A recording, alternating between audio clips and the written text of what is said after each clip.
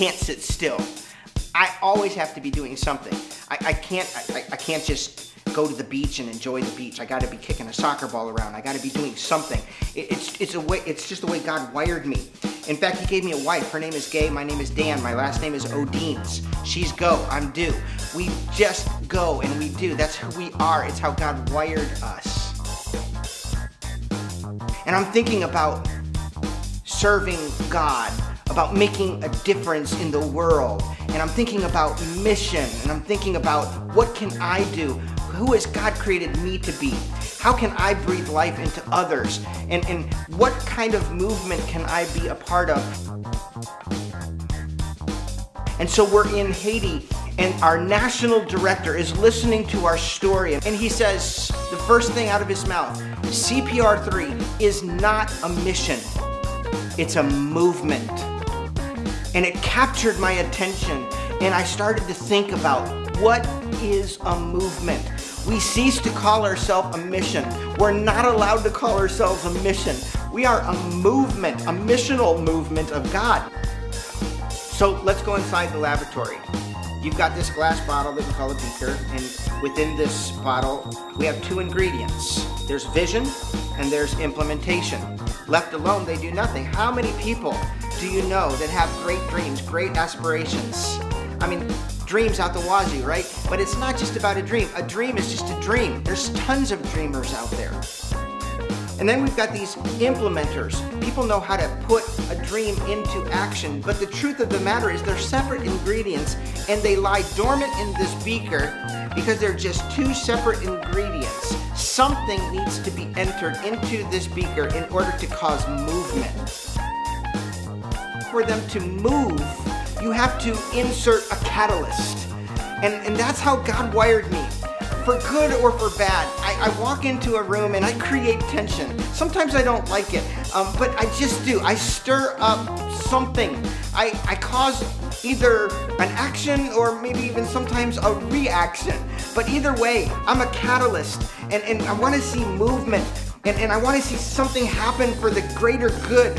And I want to include people into this movement. Perhaps the most important thing that we do is partnership. We love engaging with people who care about these kinds of things, about crisis, about catastrophe, about extreme poverty. CPR-3 will give you the opportunity to engage in a very real way, whether it's physical or spiritual. We've allowed our partners to come alongside of initiatives whereby we can literally go into a community that has no public latrine. And we'll build a VIP, ventilated improvement pit, waterless and odorless. It's sustainable. We'll give them a sanitation opportunity. That's dignity. That goes against the essence of poverty. We'll give them an opportunity to put water and food into a child's mouth. We'll give the opportunity to come alongside of the Moringa project. Moringa grows in Haiti. We're hiring hundreds of people agriculturally, thousands in the years to come. So I have to define what kind of movement we're going to be. Are we going to be the stereotypical organization that's a spider, cut off the head and the whole organization dies? That's driven by a hierarchy or a top-down approach. And I know that model works for some people, but I just didn't want it to be built on my name. I wanted it to be a movement. And so we built it off of this book, The Starfish and the Spider. And a starfish, within the starfish is a cell, and within the cell is all of the DNA is in every cell of the starfish. You cut off an arm and it replicates itself naturally. And the arm actually grows into a whole nother starfish. It's a decentralized movement. And we're committed to giving ownership early.